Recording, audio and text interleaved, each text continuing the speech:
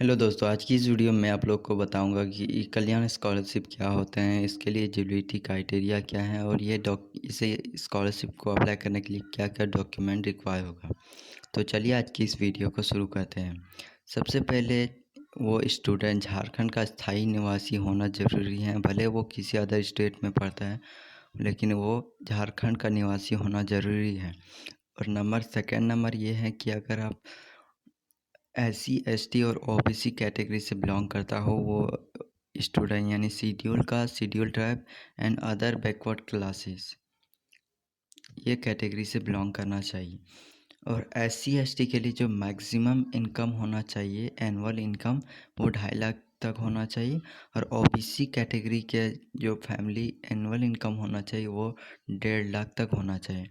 Student कम से कम वो 10th पास होना चाहिए, यानी कि पोस्ट मैट्रिक होना चाहिए। अगर आप लोग 9 में पढ़ रहे हैं, 8 में पढ़ रहे हैं तो आपके लिए ये स्कॉलरशिप नहीं है। अगर आप इंटर में पढ़ रहे हैं, ग्रेजुएशन कर रहे हैं तो आपके लिए ये स्कॉलरशिप होगा। अब जानते हैं कि इस स्कॉलरशिप के लिए डॉक्यूमेंट रिक्वायर क्या क्या होगा।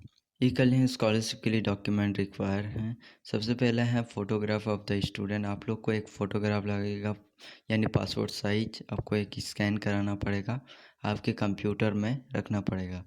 नंबर सेकेंड है bonafide certificate with fees structure. ये सर्टिफिकेट आपको जिस कॉलेज या इंस्टीट्यूट से कर रहे हैं अपना कोर्स, उसी कोर्स में आप लोग को बोनाफाइड सर्टिफिकेट मिलेंगे। उसके लिए आप लोग को आवेदन करना पड़ेगा, एप्लीकेशन लिख के सबमिट करना पड़ेगा, तब आपको मिलेगा बोनाफाइड सर्टिफिकेट। उसमें फ़ीस स्ट्रक्चर भी होना चाहिए। नंबर थर्ड है इनकम सर्टिफिकेट। इनकम सर्टिफिकेट बहुत इंपॉर्टेंट डॉक्यूमेंट है। अगर आप लोग इनकम सर्टिफिकेट नहीं बनवाएं तो आप लोग बनवा लीजिए, और वो ज़्यादा दिन का नहीं होना चाहिए, यानी एक्सपायर नहीं होना चाहिए। इसका इनकम सर्टिफिकेट का कुछ दिन तक वैलिड होता है, फिर एक्सपायर हो जाता है। तो आप लोग को ये न्यूली इनकम सर्टिफिकेट बनवाना पड़ेगा। फोर्थ नंबर है रेसिडेंस सर्टिफिकेट। आपके पास रेसिडेंस सर्टिफिकेट भी होना चाहिए। और फाइव्थ नंबर है मार्क्स सीट, यानी कि आप जिस भी एग्ज़ाम क्वालिफाई किए हैं उसका सर्टिफिकेट चाहिए। जैसे आप 10th के बाद इंटर का अप्लाई कर रहे हैं तो आपको 10th का सर्टिफिकेट यानी मार्कशीट आप लोग को सबमिट करना पड़ेगा।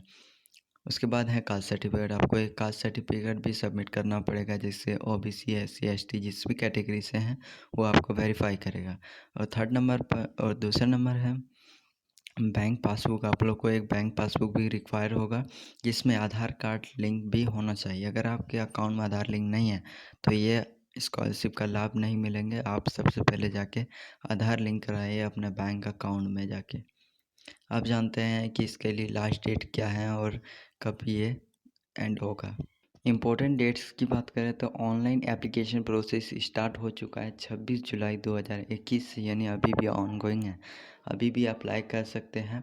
और लास्ट डेट जो सबमिट करने का जो दिया गया है वो 30 सितंबर 2021 है। और लास्ट डेट करेक्शन यानी सुधार, कोई भी डॉक्यूमेंट में गलत है, मतलब कि आप कुछ गलत डाल दिया है तो उसके लिए लास्ट डेट भी 30 सितंबर से पहले ही करना होगा।